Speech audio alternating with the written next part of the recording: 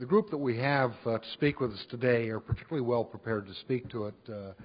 When I look at the resumes, Katrina, one of the authors of the report, was a partner through this whole effort and certainly well prepared to speak to the topic as well. Tim Washburn has been one of the leaders in the Sacramento flood control effort for years, done stellar work to try and protect the California Capitol from floods. I know can speak to those issues. Lester Snow, and of course you'll note you have all of the resumes in your file there, but he has the unique distinction of being the only guy who has been responsible for managing both the State Water Project and the Central Valley Project. He's been the Resources Secretary. And my only conclusion is it looks like you can't keep a steady job. But certainly well prepared to speak to the issues that we're talking about. Without further ado, though, I'm going to turn it over to the panel. Having reviewed the PPIC report and its conclusions that water supply and environmental quality are generally able to be funded under the user pay paradigm, but environmental management, enhancement, restoration, and flood control face large expenditure needs but uncertain funding. Please share your thoughts first on whether you agree with these basic conclusions, and second, how large is the funding shortfall. And with that, I'm going to start with Tim on the end. Thanks. Well, I'm not that familiar with what the shortfall may be on the question that was just discussed on the last panel, which is what the environmental demands are. So let me focus on flood control. We're in about the 5th year of a major program for improving the flood system in the Central Valley, which commenced with the voter approval of Proposition 1E and Proposition 84, and then was followed by the legislature's adoption of the Central Valley Flood Protection Act of 2008. And the basic thrust of that program is to bring the urban areas in the Central Valley up to a 200-year level of flood protection. And there's been some discussion about, well, gee, where did that notion of 200-year flood protection come from? It's higher than the federal standard of 100-year. In our practice in SAFCA, dating back to the formation of the agency in 1989, the notion of 200-year or greater flood protection was embedded in the legislation that created SAFCA, the Joint Power Authority that formed the agency. And it was meant in that time to lean back toward a public safety standard of an earlier time. In the 1950s and 60s, the federal standard for flood protection in densely populated urban areas where there was a great probability of substantial property damage and loss of life in the event of a flood, the idea was you protected yourself against what they called at that time the standard project flood. And that was the most extreme flood that was considered to be reasonably foreseeable in the watershed in which the people and property resided. And over the years, it was generally regarded to have a frequency of somewhere between 200 and 500 year recurrence. That standard got lost when the National Flood Insurance Program was formed in the late 70s and we went to the nationwide 100-year standard. But it is still, from our agency's point of view, relevant in what we mean by 200-year flood protection. And in the American River watershed, the 200-year flood that we are in the process of protecting Sacramento against is very comparable to the standard project flood of that earlier time. So our ways of calculating statistical probabilities really have been geared more toward the 100-year flood frequency, and so frankly there's a lot of discussion to be had about how much is really 200-year flood protection. And I think we're going to find it's more than just 0.05 chance of occurrence in any given year, maybe twice what we have in 100 years. It can be very substantial, and in Sacramento it will be very substantial. I wanted to get that point out of the way because about halfway through this effort, commenced in 2006, we at least have an idea how we might get there with what the state has left to spend on these urban area projects in Proposition 1E and 84. with what we hope we can get out of the federal government and with what we have raised from local assessments, although we may actually have to raise some more. Not necessarily something that our board wants to contemplate or that property owners want to contemplate, but in reality, while we built a program around the idea that locals could achieve this very substantial standard of flood protection by raising 10% of the cost and turning to the state to provide 25% and the federal government to provide 65%, in reality, it's unlikely, especially that we're going to get 65% funding from the federal government. The most important piece of all of the work that's going on in the Central Valley is at Folsom Dam. The Folsom Dam Joint Federal Project, where an entirely new dam, in effect, is being built, an auxiliary spillway. The dam is being raised, and the whole operation of that facility is being upgraded to be a much more efficient operation, capable, once it's done, with the improvements underway in the channel below, of safely passing a flood 50% larger than the historically large floods of 1986, 1997, and we believe 1862. That is a considerable amount of additional flood protection, and as I say, comparable to what was the public safety standard of an earlier time that was to be provided by building a new facility just upstream from Folsom. So this is by far the most important investment, and the federal government is playing its role. Fully 65, it's actually more than 65% because there was a dam safety component to the project that's being funded 100% by the federal government. So there is very good public federal support for that project.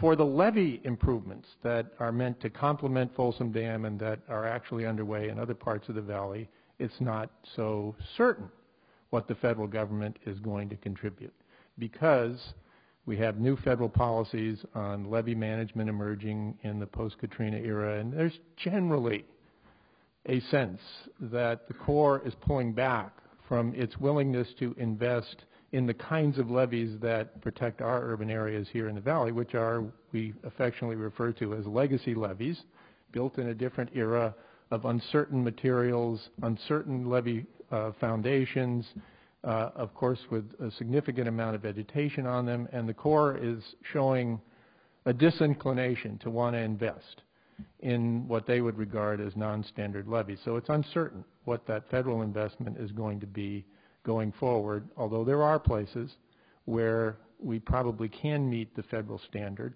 The city of Sacramento is not one of them, nor is the city of Stockton. Those levees will never meet what the federal government has announced to be its modern standard for levee improvement, nor will they likely meet any of the conditions of the variance that the Corps is now adopted or is in the process of adopting in connection with their levee policy, because that variance essentially assumes you have an overbuilt levee, and we don't have room for overbuilt levees in most of Sacramento or most of Stockton. So the question of federal contribution is very uncertain, and that's putting pressure on local communities to raise more, and it's putting a lot of pressure on the state to determine whether they've got enough left in 1E and 84 to get over the hump of 200-year flood protection in the relatively small number of places where we have concentrated urban population. So that's Yuba City, but Yuba City has raised local money. They've asked the state to kind of partner with them, and they may have the ability to build the improvements they need on the west side of the Feather River to get there. There's a ring levee project in Marysville, which the federal government is participating in. There's our Natomas project, where we are putting a lot more local and state money in than we anticipated. We hope to get some federal money in to finish that project. We need to.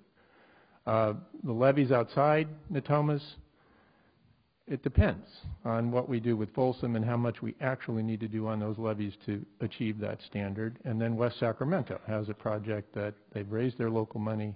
They have good state money. They need some federal money. So are we way away from achieving that standard in the Sacramento Valley? I'm not sure. I'm not sure we're way away. I'm not sure that there isn't maybe enough left in Prop 1E and 84 with some modicum of federal money, perhaps a little bit more at the state, to get to that higher standard of flood protection that the legislature has set. Lower San Joaquin is different. Stockton is obviously ailing for many reasons right now, and it's not so clear that they've got a way to get to 200-year flood protection that I can see right now with what's left. So they may have more work to do down the line. The big money that's in the Central Valley Flood Protection Plan, that $17 billion they talk about, is largely in bypass expansions, improvements to the system that are expected to take over a long period of time. And so there may be time for more money to be raised, although I agree with the report that it's still a matter largely of getting that money, at least at this point, especially if you get outside the core urban areas, from the public as opposed to the beneficiaries, because there just isn't the economic base to raise the money locally. We could do more than we do now, but I'm not sure we can do substantially more. So, long-winded answer to the question. Thanks, Tim. I didn't know if we were going to run out of time here, so all right. We are coming back to you. Okay. I wonder, Dr. Jessoe, she's done a lot of work on the environmental side of things. I wonder if you could give us some perspective on the size of the environmental deficits and the kinds of money that's needed there. Yeah, so I can definitely go into that, and I'll make 2 quick points before that. So first of all, as an author of the report, I clearly kind of agree with the recommendations placed in the report. So, one priority action we note is that there is this funding gap that needs to be addressed. And you could think that on balance, in terms of water supply and wastewater sectors, we're doing okay, right? In part because ratepayers pay this. And if we don't have enough, it wouldn't be easy, but it'd be possible to kind of raise water rates. But in terms of flood management, we're asking in environmental management, are we spending enough, right? So flood control in Central Valley, we had this price tag estimate placed in the report of $17 billion. Well, what about in other areas? What's the price, right? And so I agree with kind of the conclusions of the report, but I want to stress 2 things. And that is first, I don't want to dismiss the importance of user fees or the user pay paradigm. I think it's critical. And as an economist, I think it's critical to create the right incentives. So you can think about, in terms of flood management, there needs to be, at least I think, user fees in place so that individuals, when making decisions about where to live or build or grow businesses, incur the costs associated with these risks. Now, in terms of environmental management, kind of in the previous panel, Bill gave kind of a really nice, talking point for me, because I think he asked, how much would it cost to fund environmental management, and how do we go about calculating it? Well, fortunately, as economists and environmental economists, we spend a lot of our time thinking about this. And so what I want to say is that, first of all, we need to get a better estimate of the value of these environmental costs, right? Both in terms of use values, what I get from using these environmental goods, and non-use values, how I value these goods, though I may not actually use them. And just because a market doesn't exist for these environmental goods does not imply that they're not valuable, and they are. Fortunately, as environmental economists, there's a lot of tools we've developed to go about measuring these benefits. And so that's one thing we need to do. We need to kind of spend some time getting a better sense of what are the benefits of environmental management. In terms of kind of funding it, you could think about, I'll hold off on elaborating on that to the next section, and I'll let the second speaker. And Lester, I know you've got a pretty unique perspective here, having done both flood control as well as the research, the management. I wonder if you'll share your views on. Sure. About halfway through Tim's response, I thought I was having a flashback to about half of my previous jobs. And I really lost track of the question there for a while, Tim. Let me take maybe a different position here. I would take the position that current funding is not adequate. And there's a lot of evidence to that. I think the total amount that's being spent on water and water quality is a bit misleading. A lot of that money goes to what I would call existing infrastructure that could include, for example, replacing redwood pipes. So that's money that's spent but does not fundamentally address water supply reliability. And it does not, those investments that happen in a silo, in a utility entity's silo, their boundaries, does not always, or I might even say seldom, does it contribute to regional reliability or water resource sustainability. And so I think looking at those funds, it's good that we're making those investments, but they're not sufficient for us to start dealing with the water resource sustainability issues that we need to deal with. Now, how much does it take to move the needle on those issues? That's challenging. It's probably arbitrary, but I would just kind of throw out that $1 billion a year to provide, incentive for this kind of regional investment that fundamentally addresses sustainability is probably sufficient to then move those local investments in a different direction, into an integrated strategy and a diversified approach that doesn't treat water as a commodity but as a natural resource, and it moves us to sustainable water management. And the key there is managing risk and uncertainty. And I'm glad Bill brought that up, because that's really what the challenge is. You don't have a certain future, and so what you have to do is build a portfolio that manages that uncertainty, and in a large extent, it's investing in crisis prevention. And so I also want to give kind of a shout out to the previous panel in terms of we don't have a balanced system now. We meet our needs through deficit spending, and it's manifest in a lot of ways. Sometimes it's surface water deprived, environment deprived of surface water, but it's also prolonged groundwater overdraft. We spend 1 to 2 million acre-feet more water a year than we have, just in the way we deal with groundwater management. Now, the final thing I'll say under this category, and I think it was Thad that brought this up, we haven't experienced a real drought in some time, and it is out there, and it's going to hammer us. And if you take the Australian experience that they call the big dry, so roughly 10 years, if you were to take all of those parameters of what happened in Australia and bring it over to California, that would be somewhere around $500 billion of economic impact. $500 billion, even in California, is a lot of money. And so I don't think we're adequately prepared for those kinds of things, and we need more investment in those areas. Thank you.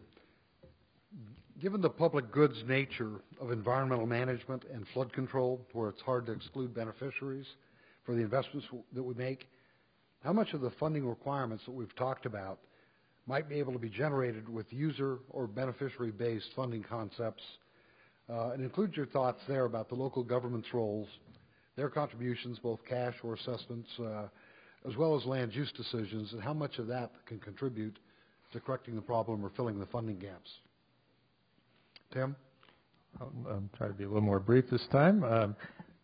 The flood assessment is a special property-based assessment that has to be voted on by the property owner. So you got to win an election of property owners to raise money for flood control, unless you do it by imposing development fees on new development, which we also do. So the key to winning your benefit assessment property owner vote is a calculus by the property owner. Well, okay, what are my options here? And every single one of our assessments has been, our assessment is less than the flood insurance you would pay if you don't put your assessment in the pot and match the state and federal investment. So the amount of the beneficiary pay principle is going to be directly tied to how does the National Flood Insurance Program evolve, and do the requirements of the flood insurance program drive people to continually make and upgrade their investments in the flood system. Right now it isn't really structured that way.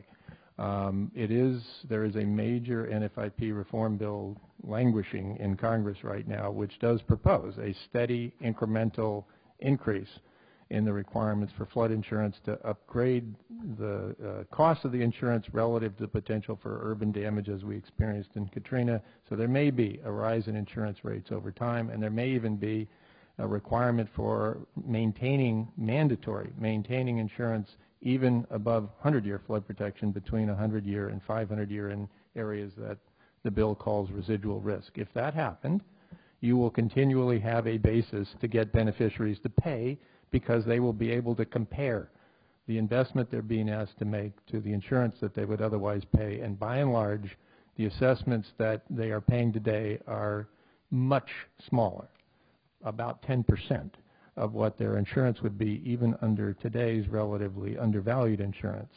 So there is great room for beneficiary pay in flood control, depending on the appetite of the nation for imposing heavier burdens on people in terms of the risk of living in a levee-protected floodplain. Lester, you want to share your thoughts there? Yeah, a couple of thoughts just throw out, and this first one will come up maybe more in some of the other discussion, but we need a fee-based system for funding a lot of these activities. We need to move away from general fund and general obligation bonds. That is it's never been an ideal way, and now with the current budget climate in D.C. and in Sacramento, it's just not a good way at all to fund these things, and we need a fee-based approach to it. Specifically on flood, I think there has to be a much better allocation of flood protection costs to the lands and the communities that are protected. There's a lot greater beneficiary pays connection in flood than we've ever exercised. And I think it's time that we start moving in that direction. That gives communities a couple of choices: pony up more money for their share of these projects, or through land use planning start reducing the residual risk in these areas.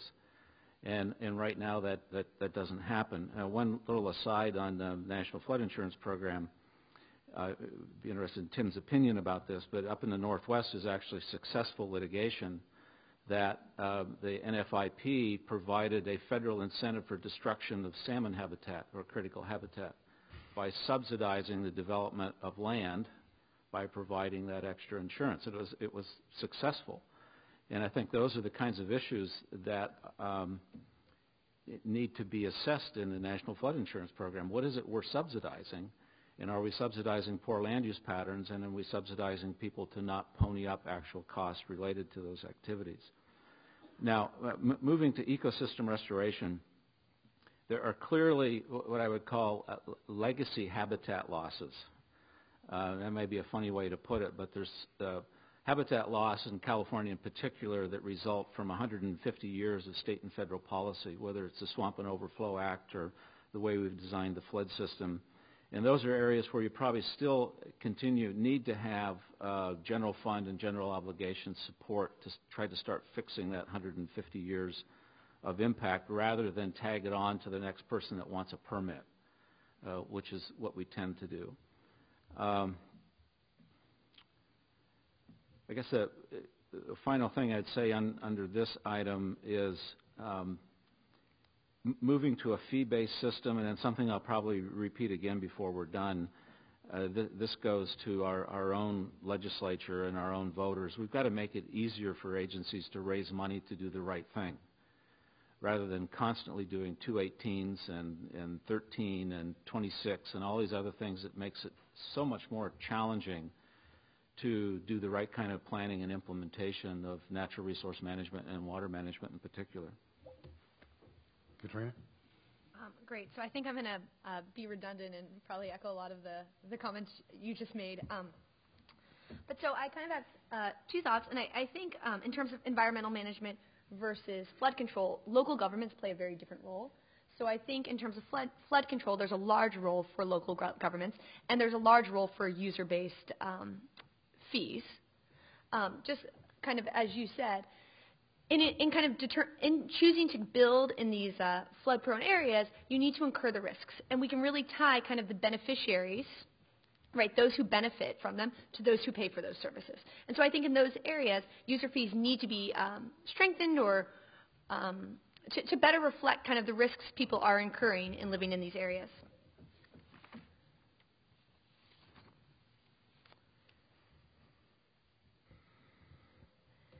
In terms of environmental management, I think the state needs to play an important role. And here's why. I think most individuals or most consumers of water do impose some cost on the environment in their consumption of water. We also all in some way benefit from environmental protection from these ecosystem services. So you can imagine that the state could impose a user fee on all water consumers, and this could cover kind of the costs of environmental management or funding for environmental management. So for flood control, I think there should be kind of a user-based fee introduced and implemented by local governments to the local communities kind of benefiting from flood protection, because we don't see these kind of externalities or positive externalities flowing to individuals not living in these areas. In terms of environmental management, I think we can imagine imposing a user fee on all individuals in the state, since these individuals impose a cost on all on the environment, and they all benefit from that. Well, interestingly, Tim, you mentioned that the flood insurance program had premiums 10 times what the assessment would be. In light of the budget issues at the state and the federal level, what do you see the role of the state and the federal government in the future to help fund some of these? And I'm going to add to that, if in fact flood insurance is subsidized to the level that the local 10% share of flood control costs are 1/10 of the insurance premium, if the federal government no longer provides 65% of the construction cost, what does that do to your ability to generate the assessments to get the rest of the flood control work done, not only around the urban spheres, but for the other $17 billion throughout the Central Valley? Well, I don't know that there's not a lot of local funding when you get outside the urban areas. I mean, we're talking about repairing agricultural levees in agricultural districts. They're not going to raise a lot of money. We're talking about protecting small communities of 1,000 to, or maybe even somewhat less than 1,000 to maybe 2,000 or 3,000 people, generally not at the high end of the economic scale to begin with. So there's not a lot of money in the rural areas of the Central Valley to pay for flood control. In the urban areas, there's more. And as I say, I mean, if the society has an appetite to ratchet up the flood insurance requirements, to require it as a mandate, not an option when you get even beyond 100-year flood protection, believe me, folks will then have choices to make about whether they want to put more money in. And the Nfip reform that I mentioned actually has a pretty good example of this, where it basically says, you know, if you are like, say, our Natomas area, you're otherwise making adequate progress toward completing your project, and you can come up with a finance plan to complete the project in 5 years, we will hold your rates at approximately 35% of what they otherwise would be. But basically, it's an introduction of an idea that says, I'm going to tell you what it actually costs to live here, and and the bill also says this, I'm going to make the rates be more reflective of the actuarial risk, and then I'm going to provide you with some choices about how you want to manage that risk. That is clearly putting more weight down at the local level, at the property owner level, and allowing property owners who frankly say, well, nobody told me about this when I moved out here, but okay, I see where you're going with that. It's going to allow for more of that kind of, you know, economic calculus as to whether people, beneficiaries, are willing to put more in. But because, again, this is a 218 issue. This is not just the local government announcing a new fee. People have to approve it, and in order to approve it, they've got to have something to compare it to. And so the insurance premium and insurance risk is typically the index that you would use if you want to steadily increase the amount of money you expect urbanites to pay. I've kind of done a quick, you know, here in Sacramento, the water bill, for example, runs about $40 a month, roughly.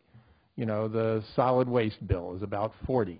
Right now, the sewer bill is about half of that, going up a little bit.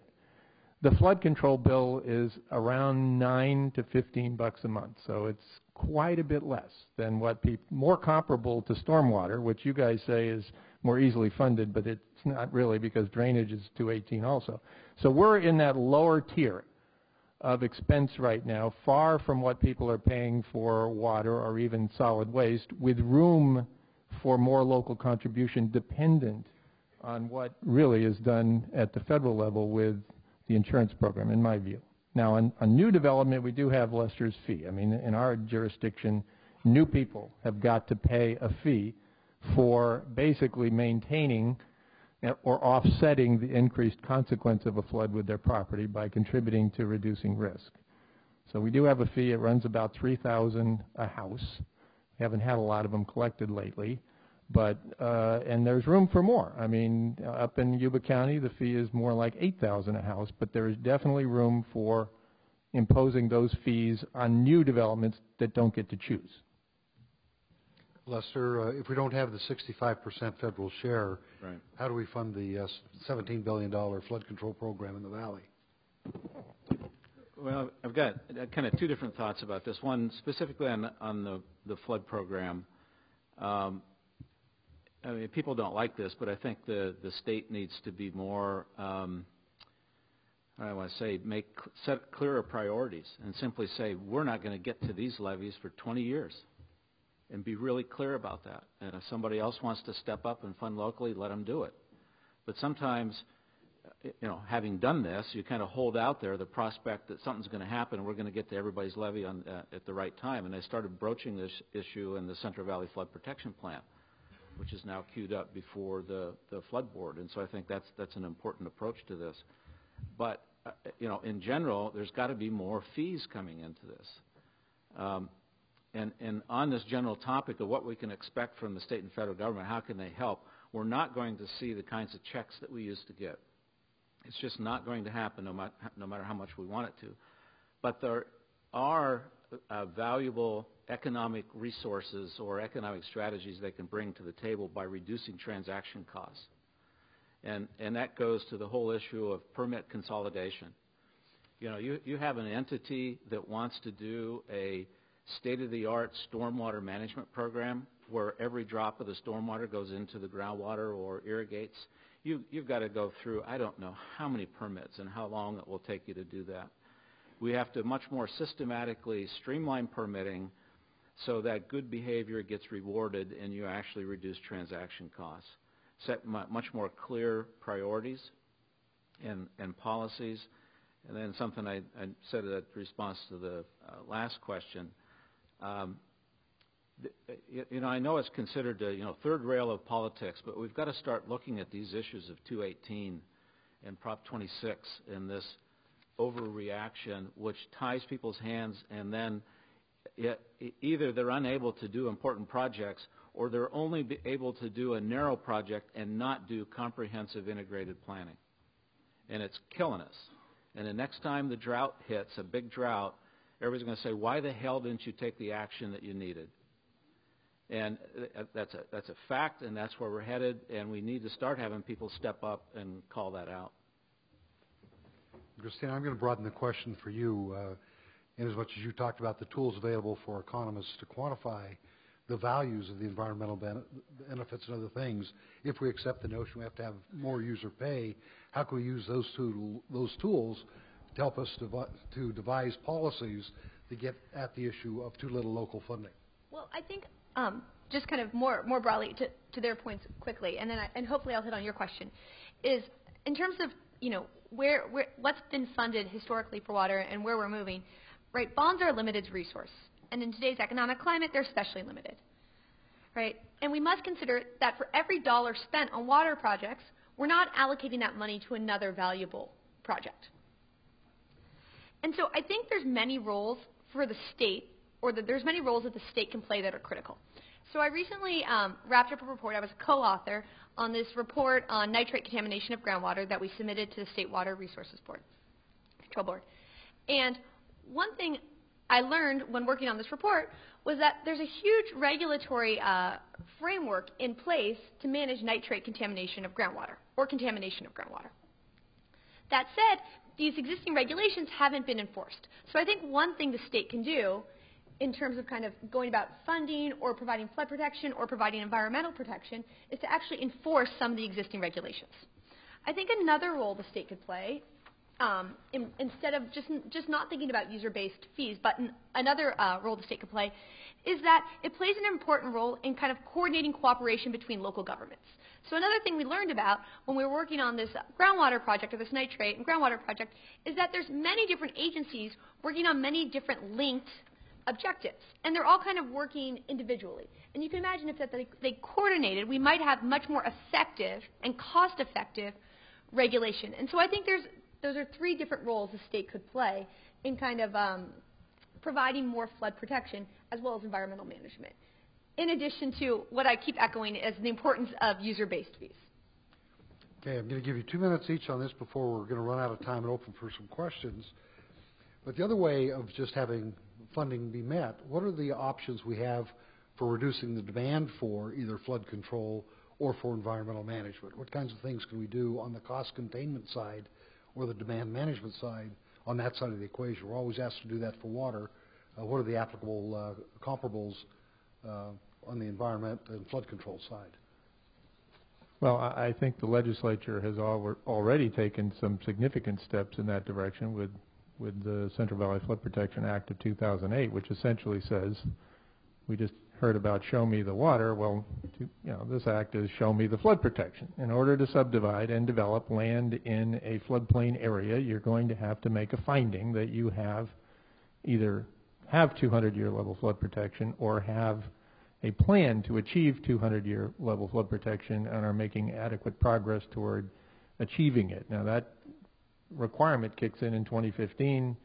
The goal is to be there by 2025, so local land use agencies are going to have to start making that determination. That is going to shrink the demand side because it's going to make the floodplain areas in the valley less available for development than they were prior to the act. So I think that's a huge step forward, and it's a worthy step. The state is ahead of the rest of the nation on this issue.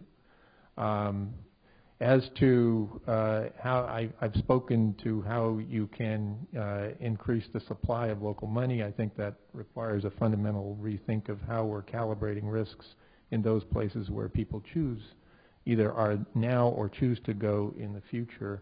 I did want to comment a little bit on Lester's 20-year plan for the state, which is we do have an inverse condemnation law in our state and an historic relationship between the state and the flood protection system in the Central Valley, which basically makes the state taxpayers potentially liable for failures of the system that may occur during that 20-year period. So, you may or may not want to. The state has decided, I think to their credit, that making the investments now is a good thing. And they've also decided on this demand side to do something about just the sprawl of development into floodplains. And so I think you're going to see improvement on that front going forward. Lester? A couple of thoughts, some of which may coincidentally be responsive to your question. The one that maybe is the most responsive is we have to stop planning in silos. We've got to stop having a flood plan here, a wastewater plan here, a water supply plan here. We need to have integrated resource planning. And in that you achieve efficiencies. And so when you do your flood plan, you're actually making the ecosystem healthier. You're restoring or protecting recharge zones.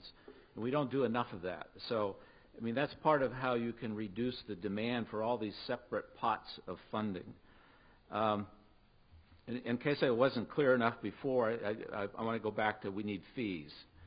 And I want to make a point here. There was some polling done earlier this year to kind of test the bond, and it didn't look good for the bond. But one of the questions that was thrown in was, would you be willing to pay a couple bucks a month to invest in these kinds of activities that are in the bond? And it was like a 70% yes. The caveat to that is nobody trusts the legislature and the governor to spend that money on what it was intended for. And so what that means to me, though, there's an appetite for people to invest, and we have to come up with a governance mechanism that gives them confidence that the money will be spent on what they intended. Final thing, I want to play off Lucy Dunn on AB 32. And there are opportunities for good water management related to AB 32. And the Air Board is currently struggling with what do they do? Struggling might be the wrong term, but evaluating how they'll invest the auction proceeds to reduce greenhouse gas. There is such a nexus between water management and energy that we could see a completely different revenue stream investing in good water management that achieves greenhouse gas reduction. So there's other creative options out there for investment strategies. Katrina, final thoughts? Yeah. So I have a few ideas for kind of how to go about reducing demand or funding kind of the forecasted capital in operation and maintenance in the future. So first of all, as a water economist, kind of the one thing I'd like to stress is that ratepayers should be charged the long-run marginal cost, right? So the rate you should pay should be equal to the long-run marginal cost. So what does this include? Well, the rates we should pay should include kind of some portion of current capital costs, operation and maintenance, to a certain extent future capital costs, but it also should reflect kind of the environmental costs, right? The opportunity costs in terms of use and non-use values. The fact that in kind of using this water, we're not using it for environmental services. And so the price needs to reflect that. So the first thing I would say is that we should charge ratepayers a price to reflect the true cost of their behavior. The second thing I'd like to say is that we need to have more coordinated environmental management. Right? If we have all these agencies working together a little bit more or having this more integrated plan, it's going to reduce the costs of pursuing these policies. Third, in the short run, we may not be able to do what's economically ideal. Right? We may not be able to do the lowest cost plan. That doesn't mean we can't do it in the long run. So kind of looking to the future, what we need to do is we need to be proactive about pursuing these types of innovations, right? These types of market-based innovations, and as well as creating the right incentives, imposing these fees so users should behave as they should.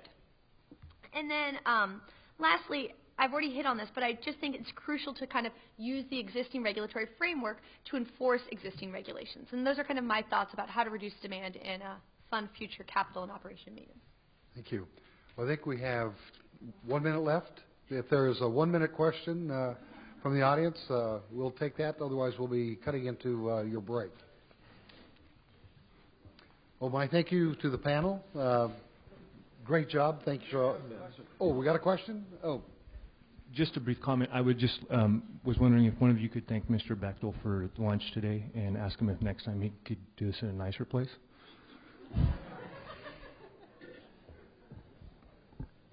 What? Ellen? I'll turn it back over to Ellen.